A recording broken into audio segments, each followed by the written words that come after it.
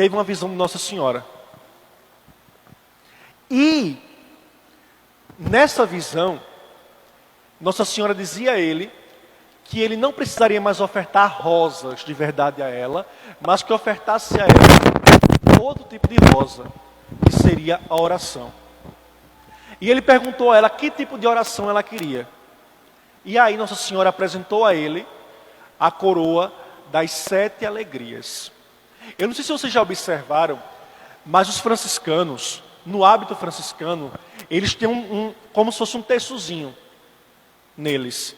A gente até pensa que aquilo é um texto de verdade, mas não é um texto, porque um texto a gente sabe que só tem 5 mistérios. O que eles carregam na cintura é justamente a coroa das alegrias de Nossa Senhora. Passa, por favor, já. Pronto, aí está São Bernardino. São Bernardino também teve visão Nossa Senhora.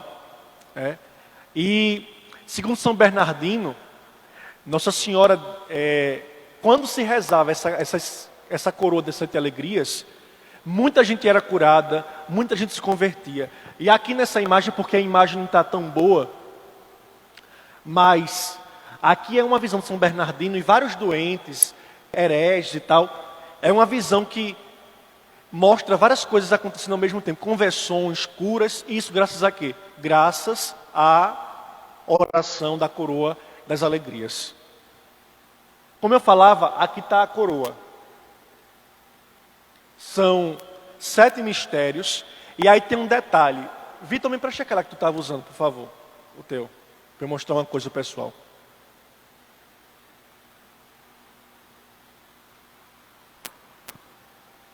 Tem uma razão de ser.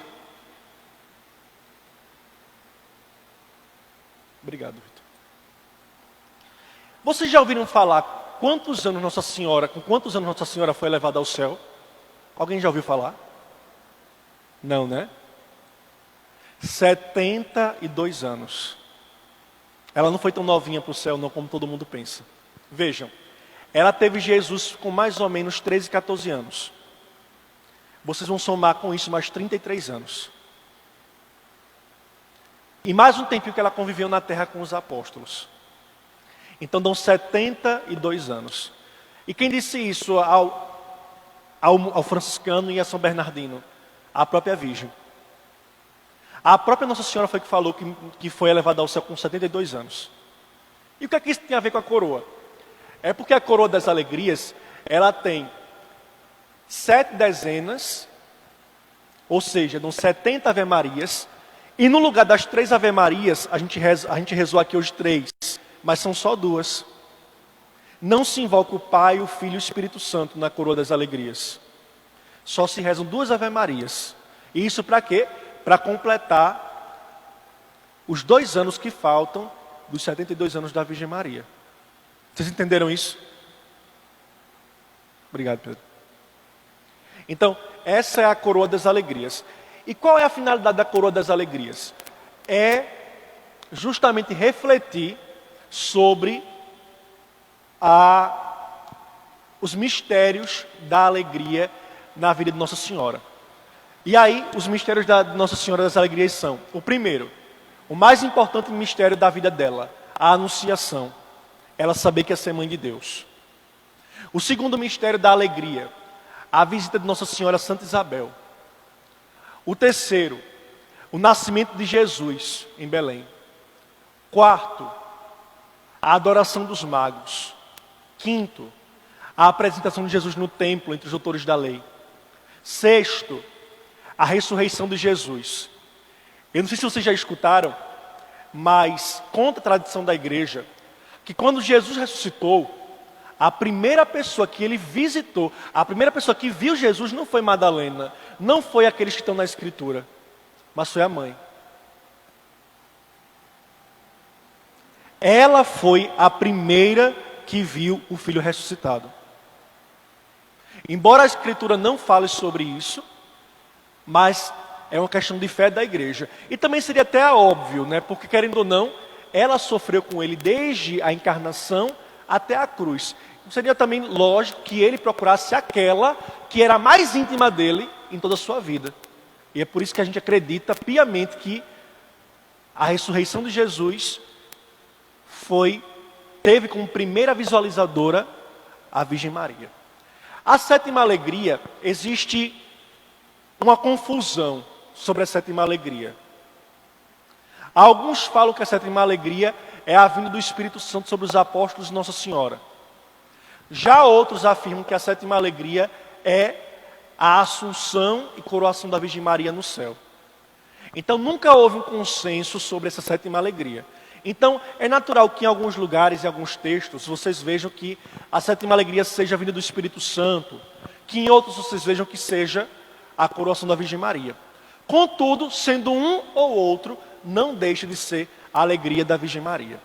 Detalhe, a gente fala de 7 alegrias, mas na Idade Média, que é esse período no qual São Bernardino viveu,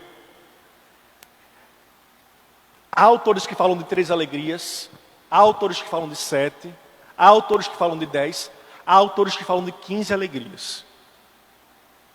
Então, isso era uma coisa que era muito comum naquela época. Agora, o que foi que ficou convencionado na igreja? As 7 alegrias. Isso por quê? Porque também existia a devoção das 7 dores. E o número 7 significa perfeição. Então as 7 alegrias são a expressão da perfeição de Deus, que alegra o coração de sua própria mãe.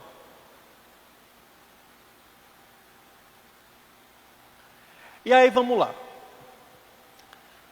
São Bernardino, junto com esse outro frade, que não se sabe o nome dele, eles, embora recebessem de Nossa Senhora a ordem para meditarem, para rezarem as suas alegrias, Nossa Senhora não disse a eles em nenhum momento o seu nome como Nossa Senhora dos Prazeres ou das Alegrias.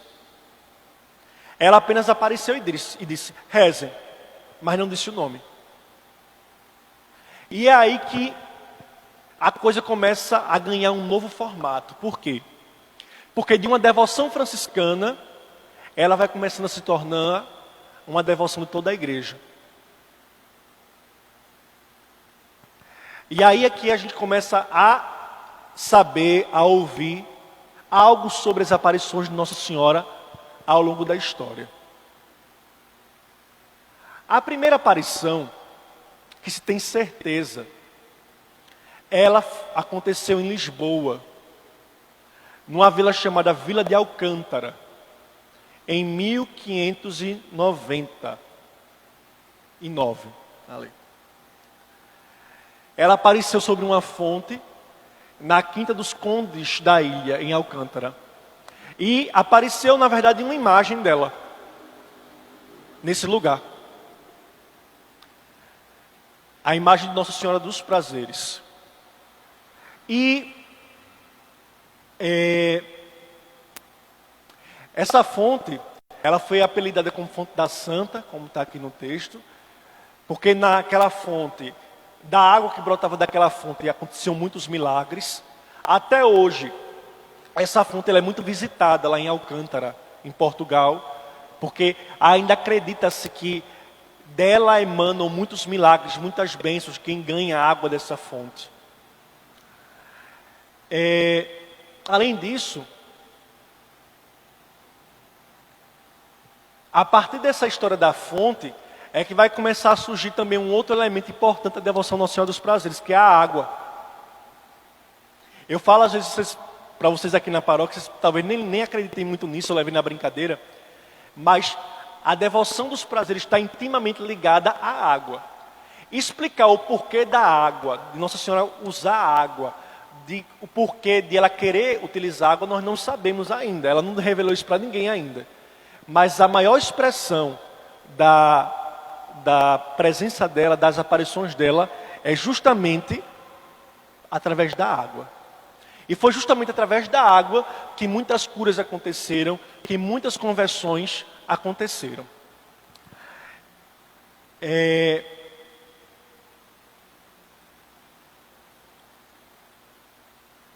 E aí o que aconteceu? Outra característica da aparição de Nossa Senhora dos Prazeres, das imagens dela. Ela aparecia sobre um lugar. Aí alguém ia lá, levava para um lugar mais digno, né? Para um para uma casa, para um oratório para deixar lá. No outro dia a imagem aparecia de novo no lugar que ela apareceu. Nossa Senhora é teimosa, sempre ela foi assim, a dos prazeres. Ela queria ficar no lugar onde ela queria. Não onde queriam colocar ela, mas onde ela queria. E ela ficou desaparecendo, voltava para o lugar, levavam ela para o oratório, ela voltava para o lugar. E depois foi construída lá no lugar da fonte a igreja. Mas até então era a imagem, que acharam a imagem e tal. Agora sim vai ser uma aparição, de verdade. Porque ela vai aparecer a uma menina. Nós não sabemos o nome dessa menina. Não sabemos.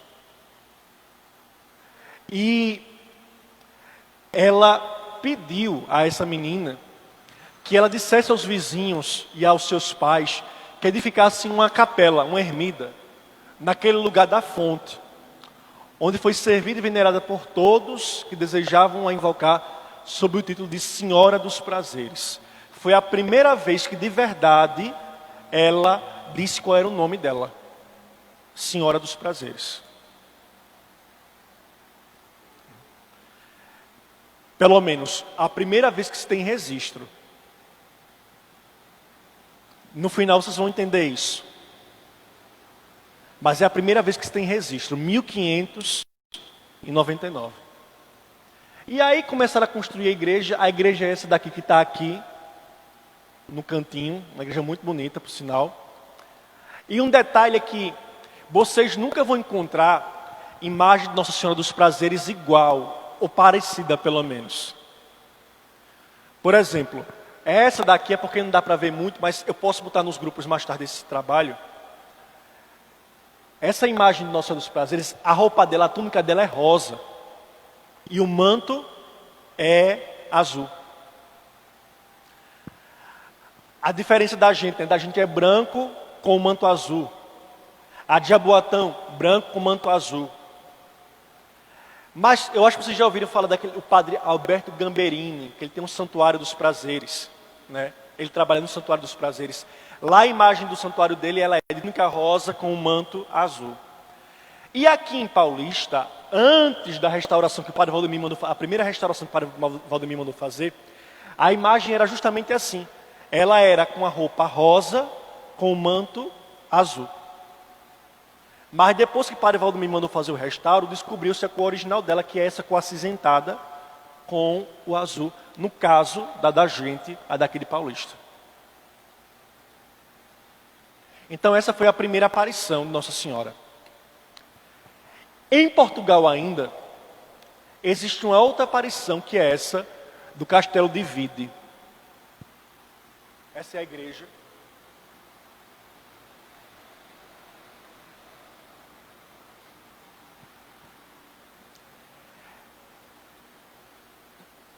Essa história é bem engraçada. Porque andava um pastorzinho, ele era negro, e ele andava com seus animaizinhos, né, levando para comer e tal. E aí Nossa Senhora apareceu para ele. Disse a ele, olha, vai até um grupo de homens dizer que eu quero que construa aqui uma igreja para mim. E ele disse, eu não vou não. Eu não sei nem que homens são esses. Ela disse, você vai em frente que você vai encontrar com eles. E aí ele foi. Ele se encontrou com esses homens, eles estavam bebendo, e ele disse para eles, olha, a Virgem pediu para que se construísse lá em Vide uma igreja para ela. Eles começaram a tirar chacota com ele. Ele voltou arretado para lá, para o lugar. E aí Nossa Senhora apareceu para ele de novo. Aí ele disse, vá lá de novo, vá dizer que eu quero uma igreja aqui. E ele disse que não ia.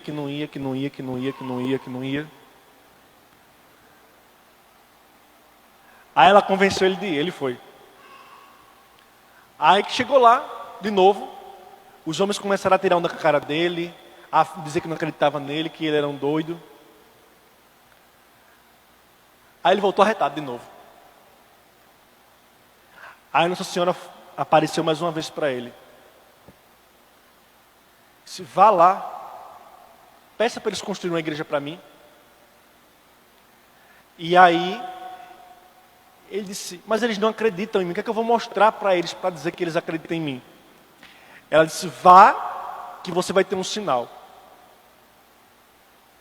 E aí, conta a história, que ele foi, quando ele chegou lá, que ele falou mais uma vez, ele disse, ela agora vai mostrar um sinal para vocês.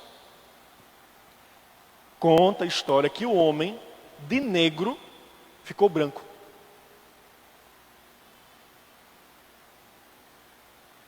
E naquele momento, aqueles homens se assustaram com aquele fato. E começaram a ficar com medo e construir a igreja.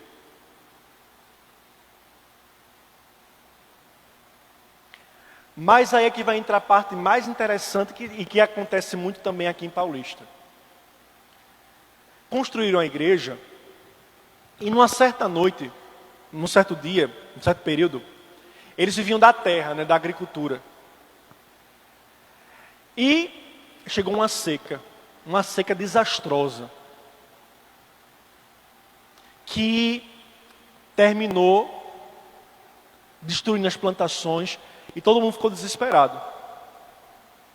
E aí fizeram uma promessa a Nossa Senhora, que se as coisas melhorassem, eles iriam fazer uma grande festa para ela. E no dia 8 de setembro, deu uma chuva forte, que fez com que tudo que estava morto voltasse à vida. E assim eles voltaram a ter o que alimentar e a conseguir o que vender. A chuva. Mais uma vez um elemento da água. Da presença de Nossa Senhora dos Prazeres. E a partir desse período, até hoje, nessa capela, no dia 8 de setembro, se celebra a festa de Nossa Senhora dos Prazeres, lá em Vide, em Portugal. Aí, é porque de fato não dá para ver muito, mas aqui é o teto da Igreja dos Prazeres de Portugal, de Alcântara. No teto está representada de forma de pintura as imagens das alegrias de Nossa Senhora. E a principal alegria, aliás, a principal não, a última alegria, a Assunção, está no meio delas todas, que ela é levada ao céu em corpo e alma. Como eu disse, daqui a pouco eu vou mandar para os grupos esse trabalho, e vocês vão poder ver isso com maior facilidade.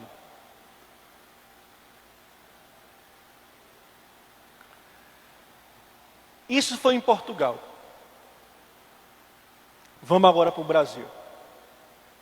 Não se tem certeza da aparição dela em outros países. Só em Portugal e agora no Brasil.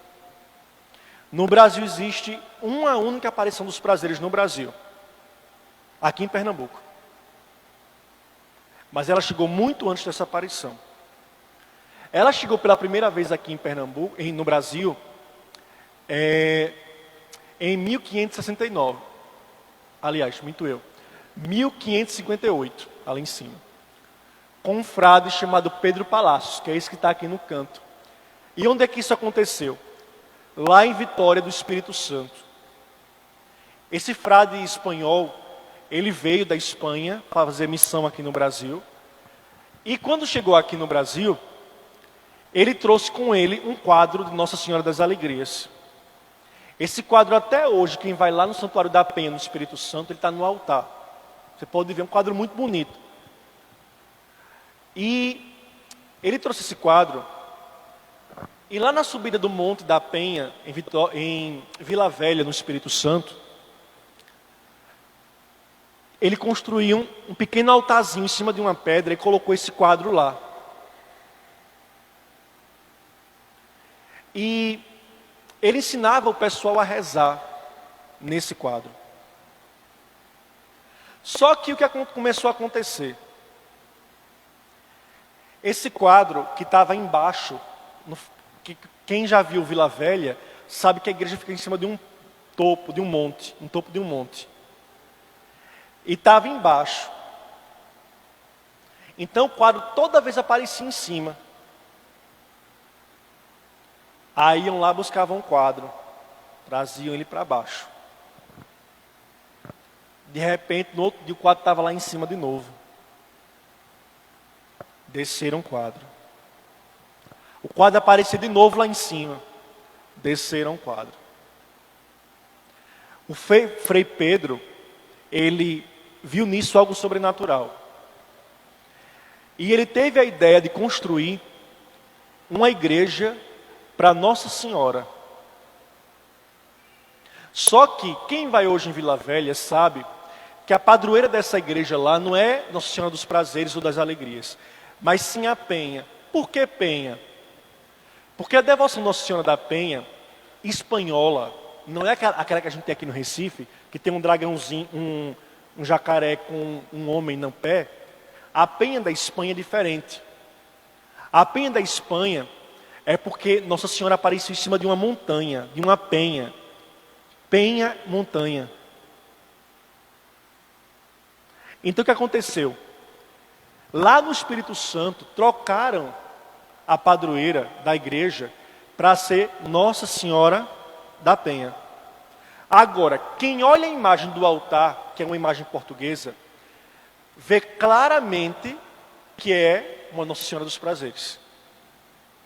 Tanto pelo quadro, que dá para comparar uma com a outra, como também pela própria imagem.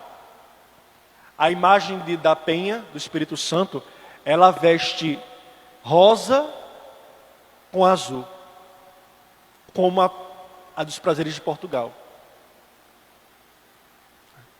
Passa, por favor, Gê. Esse é o quadro que o Frei Pedro Palacios trouxe. Eu fui lá em 2019 e 2018, em dezembro, e eu fiquei encantado com esse quadro. Trouxe tanta da foto desse quadro que eu disse, onde eu vou, ela me persegue. Eu nem sabia que tinha essa história no Espírito Santo. Quando eu cheguei lá, me deparei com isso, com essa história dela lá. E aí, esse aqui foi o que eu já contei para vocês. Essa é a imagem dos prazeres de lá. E aí começaram as lendas, né? Como eu falei, a primeira lenda é justamente essa, que a ideia do Frei Pedro era construir tinha já o oratório de Nossa Senhora das Alegrias, mas a ideia dele era de fazer uma capela para São Francisco. Ele era franciscano. Inclusive, ele ainda fez essa capela de São Francisco. Mas a mais alta, a maior, ficou para Nossa Senhora da Penha. Né? E um outro detalhe lá sobre ainda a Penha do Espírito Santo é que ela é celebrada no período pascal. Nossa Senhora da Penha é celebrada no mês de setembro. Ou no último domingo de agosto, ou no 1º de setembro. Sempre foi assim na igreja. Mas a Penha do Espírito Santo, ela é celebrada na Páscoa. E isso é uma referência direta à Nossa Senhora dos Prazeres.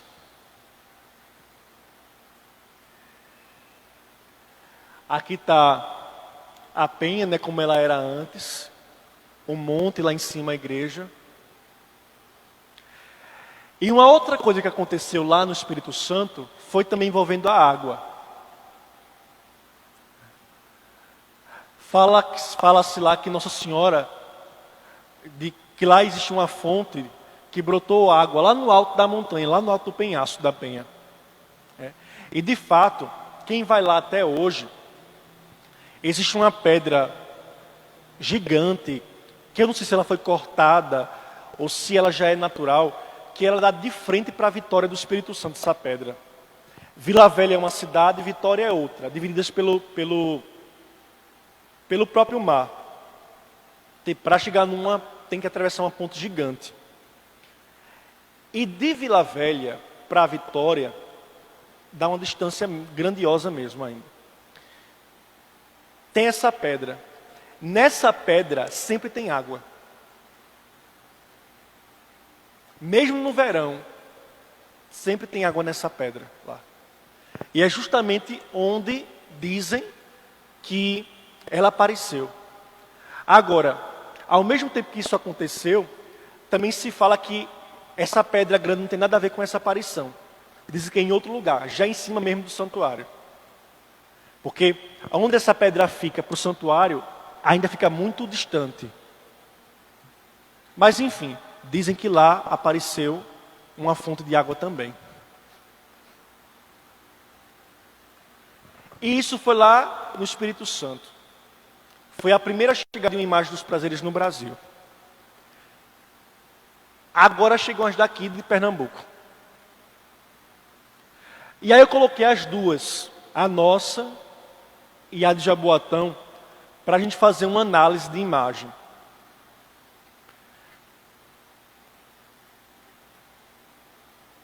Embora se diga que Nossa Senhora dos Prazeres apareceu em Portugal em 1599, mas se a gente parar para fazer um raciocínio simples, a gente vai ver que existem elementos da devoção dela muito mais anteriores. Por exemplo, a aparição foi em 1599, mas tem paróquias em Portugal de 1400, 1510, 1580, que já era Nossa Senhora dos Prazeres. Eu vou trazer no final um exemplo para vocês. Mas vocês talvez não param para olhar isso, para perceber isso, mas a gente consegue perceber pelo formato de uma imagem, a idade da imagem, o período em que ela foi feita. Por exemplo, a nossa imagem dos prazeres, ela, embora tenha traços do barroco, mas são traços bem elementares. Por que eu estou falando isso para vocês? Porque o período barroco no Brasil, ele já existia o barroco na Europa. A Basílica de São Pedro em Roma, ela é um exemplo do barroco europeu, que é completamente diferente do barroco brasileiro. O barroco europeu, ele não usa ouro demais, só na Alemanha. A Alemanha e na Espanha, eles adoram usar ouro lá. Mas na Itália não se usava, em Portugal também nem tanto. O barroco português veio se desenvolver quando descobriram de verdade o Brasil. Por quê? Roubavam ouro do Brasil para levar para Portugal. Por que eu estou falando de ouro? Por conta dos detalhes das imagens. Quanto mais ouro a imagem tinha, mais barroca ela era. Uma outra coisa do barroco é que toda imagem barroca, ela tem movimento. O que é isso, padre, movimento? Olha essa imagem aqui de Nossa Senhora, acho que dá para vocês perceberem. Parece que a roupa dela está se movimentando no vento. Veja da gente. Ela não tem movimento. O que eu quero dizer para vocês com isso? É que o barroco no Brasil vem começar depois dos anos 1650. Antes era o período chamado manuelino, que era um período simples. O barroco é bem posterior. Então o que eu quero dizer para vocês é o seguinte, que no nosso caso, embora a gente tenha aqui na paróquia só 400 anos de devoção à padroeira e 340 anos de paróquia, a imagem de nossa padroeira original, ela se revela ser muito mais antiga do que a gente imagina. A nossa imagem, ela não é barroca. A nossa imagem, ela é de transição do período renascentista para o período manuelino. E aí, se vocês... É porque eu não preparei uma aula de História da Arte para vocês aqui, mas se pegar um período renascentista, a arte, ela é mais bem elaborada. Vocês podem pegar as imagens renascentistas, vão ver que elas são bem elaboradas mesmo. Bem bonitas, perfeitas. Já do período manuelino, não. As imagens são mais... Sem valorizar muito as formas. Sem contar que naquela época do período manuelino, o protótipo de beleza de uma mulher, por exemplo, era a mulher ser fortinha, gordinha, bochechudinha. Era da cultura da época. Isso. Hoje é a magreza, né? O corpo esbelto, né? Mas naquela época não. Então, se a gente parar para perceber, a nossa imagem dos prazeres, ela é uma imagem de transição nesse sentido. Por quê? Porque ela não traz em si perfeições. Ela é uma imagem bonita. Eu acho ela uma imagem bonita nossa. Ela é bonita. Mas se vocês param para perceber, ela não tem esse traço de perfeições. Podem observar ela. Ela não tem. As formas da imagem não são proporcionais. Podem observar. Vejam, por exemplo, o braço esquerdo dela. Parece que ela não tem antebraço, não. O menino, as perninhas dá para ver que estão dobradinhas, mas parece que o menino é cotó também. Porque isso era uma característica da época. Não era valorizar a forma física, mas valorizar, na verdade, algo a mais do que a forma física. Aquilo que a pessoa representa. Então, repito, embora a nossa imagem seja, embora a nossa paróquia tenha 340 anos, embora tenha 400 anos de devoção, 402 esse ano, mas isso significa dizer que a nossa imagem ela é muito mais antiga do que a gente imagina. E quando a gente foi fazer a última restauração em 2019, quando começaram a tirar as camadas que chamam prospecção, foi se vendo que a madeira da imagem é uma madeira que não é brasileira. Ela é uma madeira chamada pinho de riga. Ela tem umas ondinhas, umas nervuras na madeira que deixam a madeira muito bonita. Se tirar a tinta da madeira, fica linda a madeira, porque em si a madeira é bonita mesmo. Mas coisas à parte. Então essa é a nossa.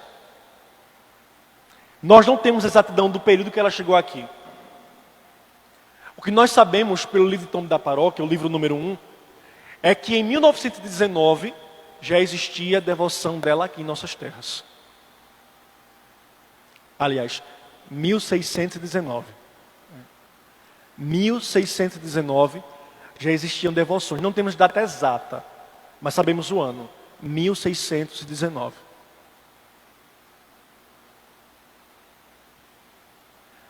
Aqui está a de Jaboatão.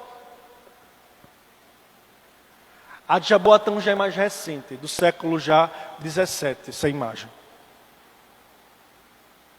E ela traz em si já o auge do barroco. Essa imagem eu tive a graça de vê-la o ano passado, de perto. Ela é pequenininha, ela é assim. Mas é uma imagem magnífica. A gente vê os dentes de Nossa Senhora na imagem, tão perfeita que ela é, essa daí. Passa, por favor, Jean. E aí está a aparição de Nossa Senhora no Brasil. Em 1630, o Brasil foi invadido pelos holandeses. Foi um período muito sangrento, porque os holandeses queriam dominar o Brasil no lugar dos portugueses. Em vários pontos do Nordeste, muita gente foi morta. A fé católica foi perseguida.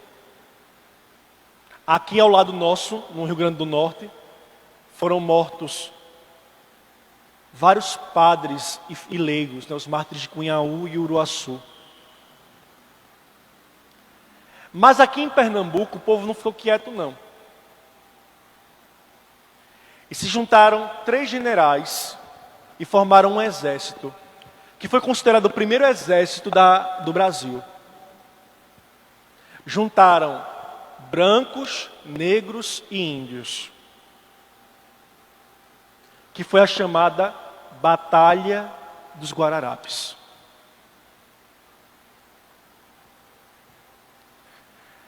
Conta a história que o capitão Felipe Camarão, que era índio, para onde ele andava, ele foi convertido ao catolicismo, ele andava com a imagem de Nossa Senhora dos Prazeres na mão. Quando ia para a batalha, ele levava essa imagem com ele.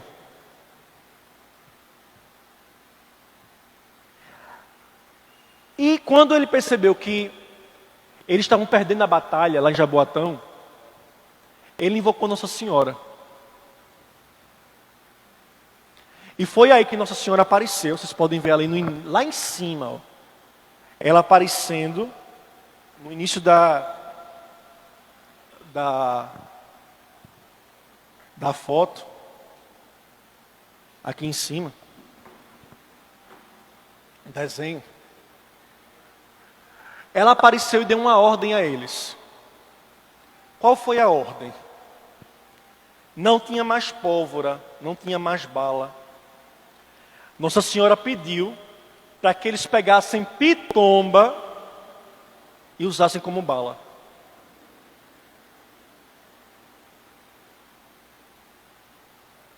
Eles usaram e venceram a batalha. Daí é que vem o nome Festa da Pitomba em Jaboatão, que é a Festa dos Prazeres. Todo mundo escuta, né? Festa da Pitomba, não sabe por quê? Mas é porque Nossa Senhora mandou usar pitomba como bala para vencer os holandeses.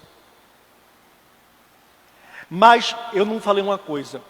Quando Felipe Camarão, ele pediu a Nossa Senhora a intercessão dela, ele disse a ela que se ganhassem a batalha, ele iria construir uma igreja para ela. E isso ele passou para os outros dois.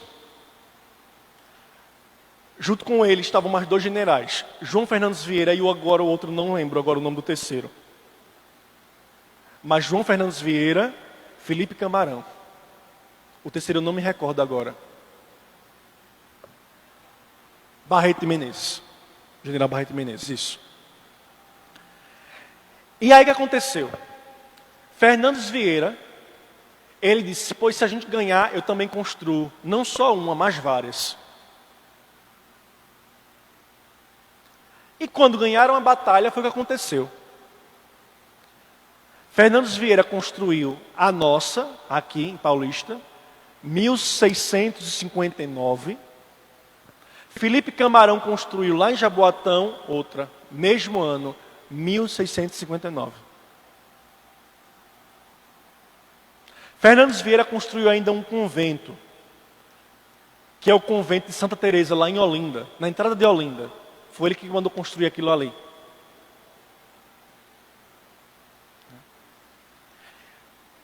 E aí ficaram as duas capelas para a veneração de Nossa Senhora dos Prazeres.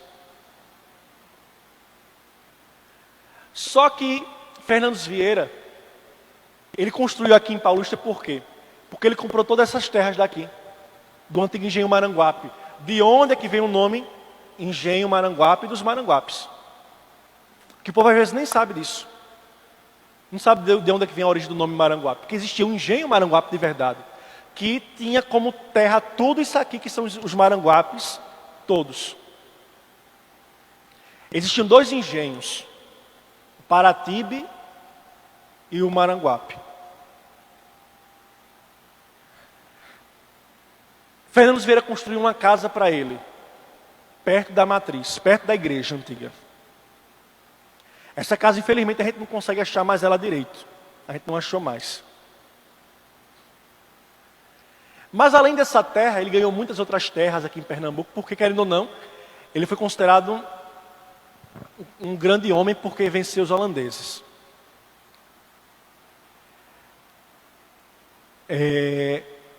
Então construiu a Igreja dos Prazeres.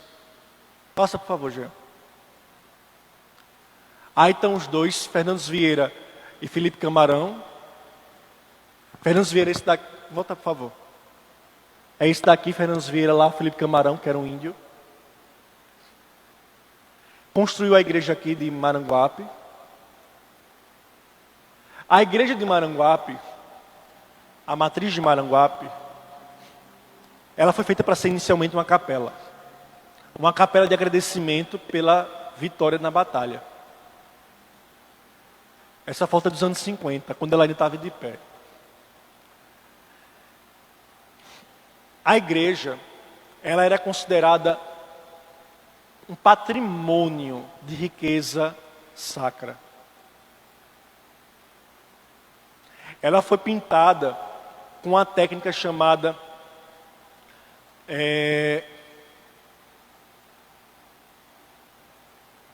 me fugiu o nome agora, mas eu vou lembrar, que no final eu lembro.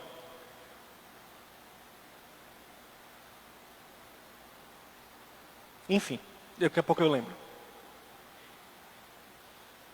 Ela foi pintada por um grande artista pernambucano, Antônio de Deus Sepúlveda.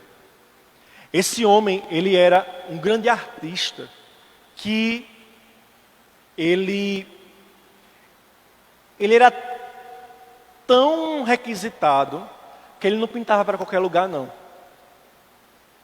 Vocês vão encontrar obras dele em poucos lugares em Pernambuco. O Mosteiro de São Bento, a Sacristia do Mosteiro de São Bento de Olinda. São Pedro dos Clérigos, no Recife. Tem algumas pinturas na Capela Dourada, na Horta Terceira do Carmo. Santa Teresa do Carmo. E a outra foi justamente o teto aqui da matriz. O teto aqui de nossa matriz. Tanto é que o bispo, o nosso primeiro bispo, Dom Luís, acho que é Dom Luís Raimundo, ele dizia que Maranguape tinha um tesouro escondido, que era a Igreja dos Prazeres. Isso, em 1910, ele disse isso. Então foi feita a igreja, foi feita a casa de Fernandes Vieira. Essa é de Jaboatão, já é diferente, né? De fato, ela é mais imponente que a nossa.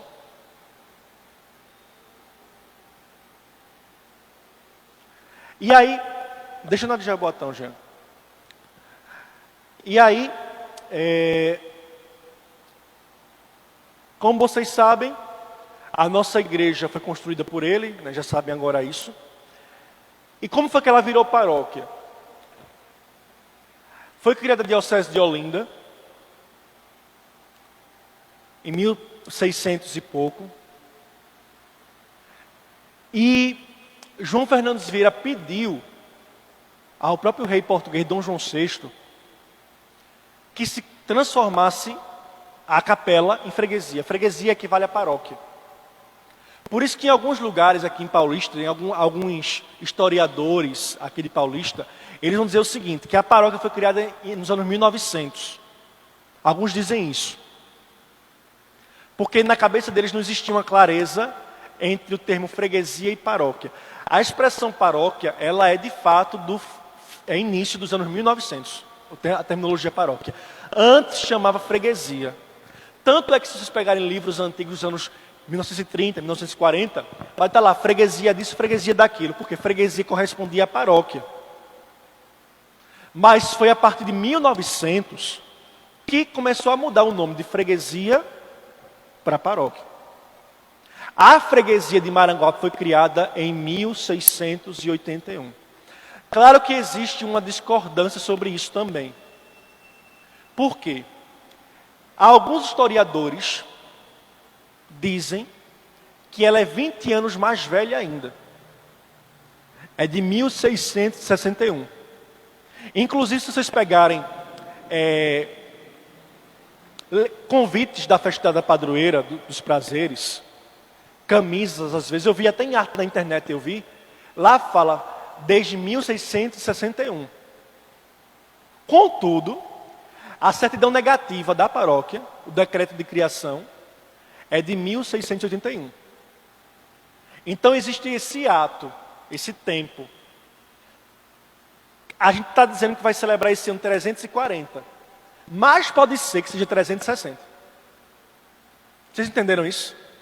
Porque houve um erro, talvez, na escritura do livro. Enquanto muitos afirmam que é de 61, outros afirmam que é de 81. Como a certidão negativa da paróquia afirma que é de 81, aí eu coloquei justamente a celebração de 340. Mas pode ser que seja 360. Padre, qual foi a data da criação da paróquia? Existe, nós não sabemos. Então, por que o senhor vai celebrar dia 26, sua comunidade, no dia 26 de janeiro? Vocês lembram por quê? Por quê? Porque foi o dia que ela voltou para casa. Então, para que ninguém esqueça o dia que ela veio para a casa dela de volta, a gente vai fixar essa data, 26 de janeiro. E o ano, a gente sabe, 1681. Entenderam a lógica disso? Porque não existe a data exata. Existe o ano, mas a data exata a gente não tem. Então, a paróquia foi criada a pedido de Fernandes Vieira ao próprio rei de Portugal. Isso era comum. Hoje quem cria a paróquia são os bispos. Naquela época era o rei que criava, porque quem mantinha a paróquia era o rei. Então, aqui no caso da gente, foi por ordem real, a nossa paróquia. E aí lembrar que a paróquia de Maranguape, ela tem uma importância grandiosa para a história da Arquidiocese de Olinda e Recife. Infelizmente, história essa abafada e destruída, como vocês escutaram ontem, com o padre Renato.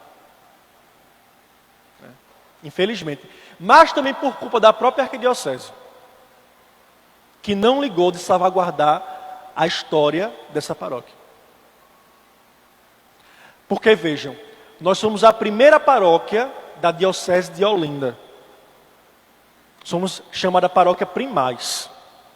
E não tinha paróquia não, padre, aqui. Existiam paróquias, mas na época eram paróquias de Salvador. Existiam paróquias Santo Antão, Santo Amaro, São Lourenço, Matriz da Luz, São Miguel em Pojuca. Existiam várias paróquias, São Pedro Mártir em Olinda. Mas quando criaram a Diocese de Olinda, a primeira paróquia criada foi a de Nossa Senhora dos Prazeres de Maranguape. A primeira paróquia. Depois, vale ressaltar que por aqui também passaram grandes homens, que eu não me canso também de dizer isso a vocês. Dentre os quais se destaca o grande padre João Ribeiro, que infelizmente ainda não é valorizado como deveria ser valorizado nessa cidade. O pessoal trata o dia do feriado do padre João Ribeiro como um dia de chacota às vezes, dia da cabeça do padre. O povo aqui paulista tem essa mania. E ninguém para observar a figura que é o padre João Ribeiro, que foi não que é. Só em saber que ele foi quem fez, que desenhou o esboço da primeira bandeira de Pernambuco, já é uma grande coisa. Eu me orgulho, não sei vocês, mas eu me orgulho como padre, de ser padre hoje, na paróquia do padre que criou a bandeira de Pernambuco. Depois, além dele, ele, claro, foi o que encabeçou, né, a Revolução Pernambucana, mas aqui a paróquia foi sempre marcada por lutas. Desde a sua criação com Fernandes Vieira, que foi como uma vitória da Batalha dos Guararapes, o padre João Ribeiro na Revolução Pernambucana, mas também vários momentos da paróquia foram marcados por lutas do povo de Deus para o crescimento de Deus, da fé e da cidade. Então são coisas que a gente não pode esquecer. Esquecer isso, esquecer a importância dessa paróquia na história da cidade, é esquecer de fato a história da cidade. Então a gente não pode esquecer isso de forma nenhuma. Infelizmente hoje aqui somos poucos. Não sei como é que está pelo Facebook da paróquia a transmissão aí. Mas como seria bom que o povo de Paulista parasse para observar a história dessa paróquia. Não só para o povo de Paulista, mas para toda a nossa arquidiocese. Finalmente, ainda voltando à devoção Nossa Senhora dos Prazeres, aqui nós temos essa paróquia, aqui em Pernambuco, e daqui a devoção se espalhou para o Brasil. Nossa Senhora dos Prazeres hoje ela é padroeira de várias cidades, de vários, até estados, né? Ela é padroeira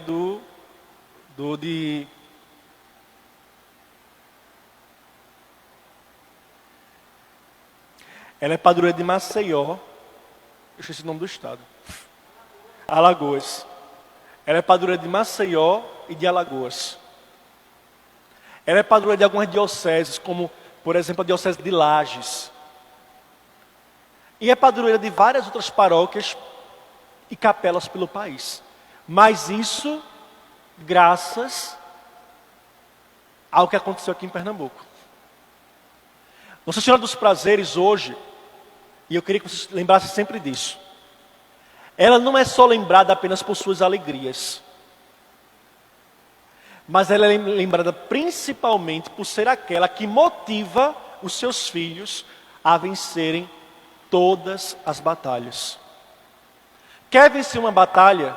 Se confia a ela. Ela vai lhe fazer vencedor com o nosso Senhor. Para concluir, existe mais uma curiosidade, que eu falei já para algumas pessoas, e que talvez nem todo mundo lembre.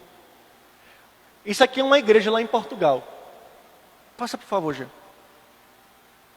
Uma igreja de Nossa Senhora dos Prazeres. Ali está a imagem dela. Imagem diferente, né? Antiga. Essa imagem, essa paróquia, ela é de 1588, se não me engano. Muito antes da aparição dela em Portugal. A paróquia é bem anterior à aparição. Toca aí, Jean. Nossa. Tá vendo? A gente... Alguém lembra? Quem é? Irmã Lúcia. Irmã Lúcia de quê? De onde? Da aparição de Fátima. Bota, toca aí agora. Olha ela aqui, essa é a mesma. Por que eu estou colocando isso para vocês? Porque a paróquia de Fátima, lá onde apareceu Nossa Senhora de Fátima, a paróquia não é de Nossa Senhora de Fátima. A paróquia ela é de Nossa Senhora dos Prazeres. As crianças foram batizadas, Francisco, Jacinta e Lúcia. Foram batizados na igreja paroquial de Nossa Senhora dos Prazeres. Essa é a imagem da igreja, é uma imagem diferente.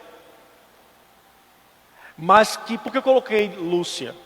Não coloquei os três. Porque os outros dois, eles não escreveram nada, não falaram nada sobre ela.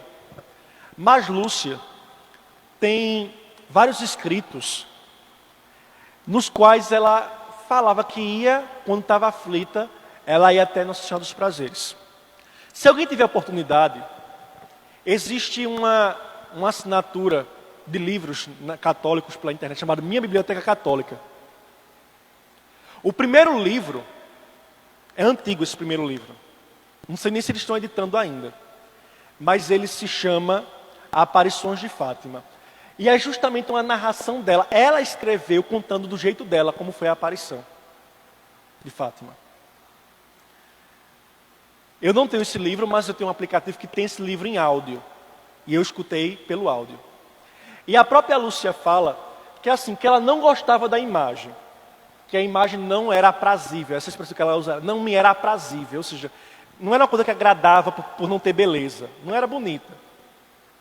Mas eu sei que sempre que eu precisava eu recorria a ela. E um detalhe, todo mundo fala das aparições de Fátima, mas nem todo mundo para estudar as aparições de Fátima. Se não me engano, na última aparição, na sexta aparição, no dia 13 de outubro de 1917, na aparição apareceram, junto com Nossa Senhora, São José e Santo Antônio. São José estava abençoando o mundo, dando uma bênção sobre o mundo. E ele estava com o menino Jesus no braço nessa aparição. E Santo Antônio, como que se estivesse com a mão erguida para abençoar também. E nessa aparição, Nossa Senhora ela não apareceu como ela aparecia de costume em Fátima, de branco. Mas ela apareceu justamente com a roupa rosa e o manto azul. Fátima ela apareceu de várias formas. Tem Nossa Senhora do Rosário de Fátima, das Dores de Fátima, né? Nas aparições, cada vez ela aparecia de um jeito diferente. E na última aparição, ela apareceu justamente como aquela dos prazeres. Foi quando ela disse, por fim, o meu imaculado coração triunfará. Então existe uma ligação muito forte entre Nossa Senhora dos Prazeres e as aparições de Fátima, lá em Portugal. Tanto é que as crianças foram batizadas na igreja paroquial de Fátima. Aí está a imagem novamente.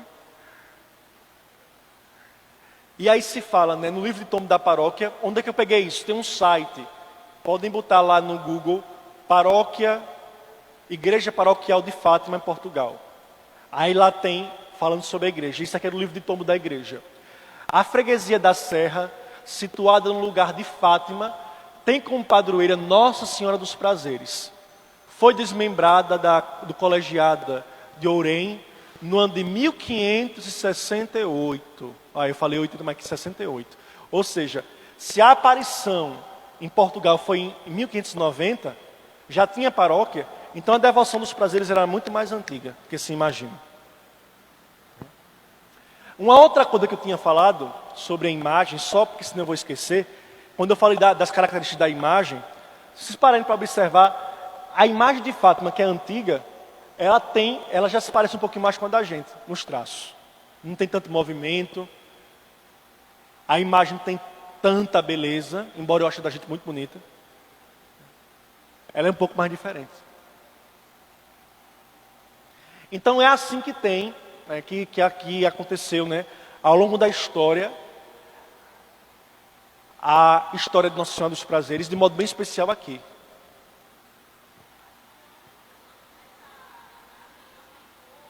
Emparedada, isso. Porque foi assim.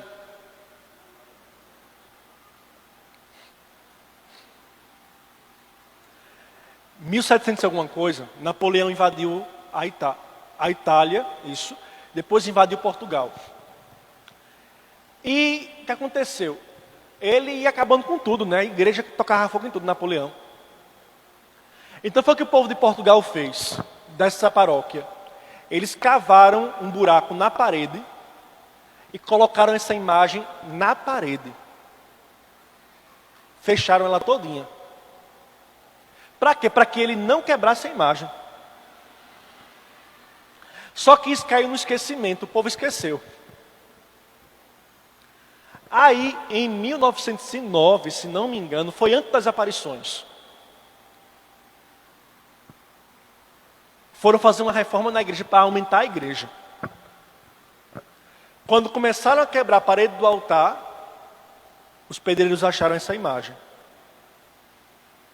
Aí foi a partir daí que descobriram qual era a imagem original da paróquia. E ela está lá até hoje. A igreja está completamente diferente de como ela era originalmente. Acabaram com ela está horrível. Mas a imagem está lá, original, em Fátima. Isso aí. Alguém tem alguma pergunta, alguma dúvida que queira fazer, falar?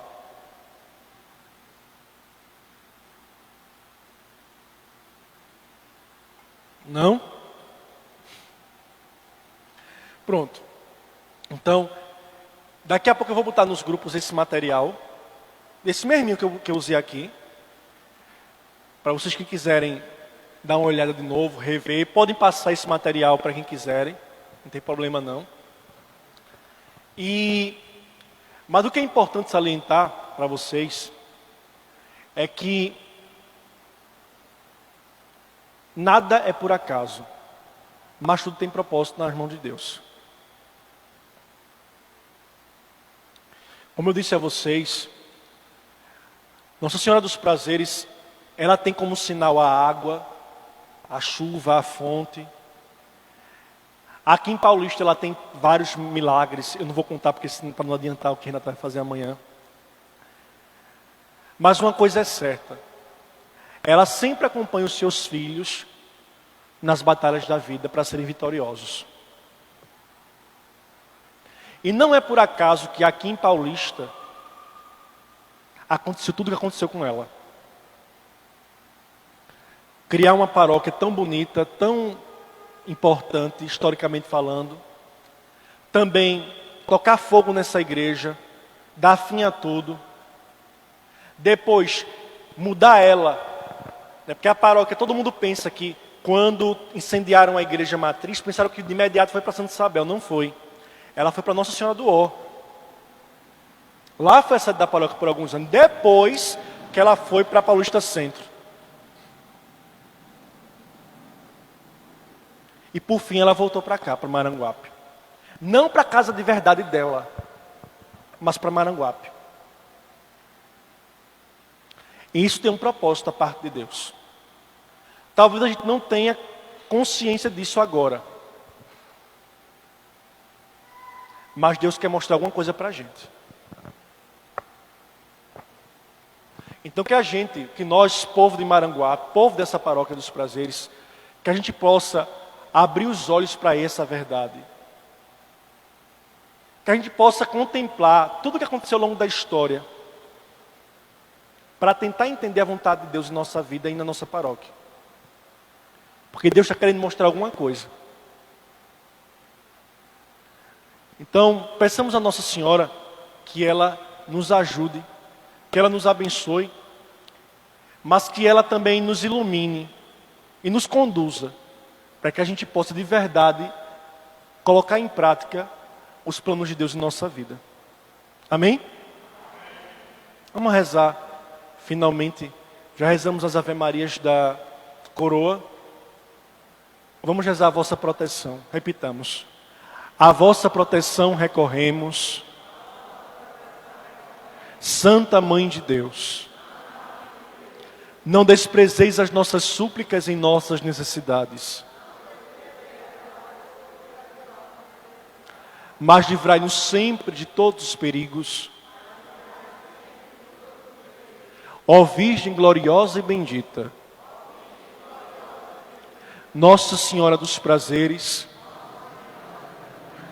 Nossa Senhora dos Prazeres, rogai por nós. Nossa Senhora dos Prazeres, abençoe-vos Deus Todo-Poderoso, Pai e Filho, Espírito Santo.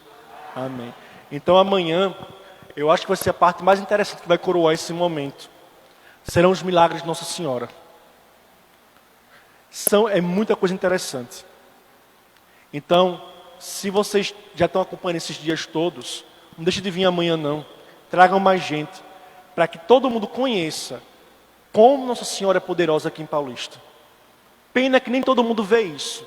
Pena que nem todo mundo conhece. Mas como eu disse, amanhã vai ser o dia mais importante. Porque vai ser o dia que a gente vai ver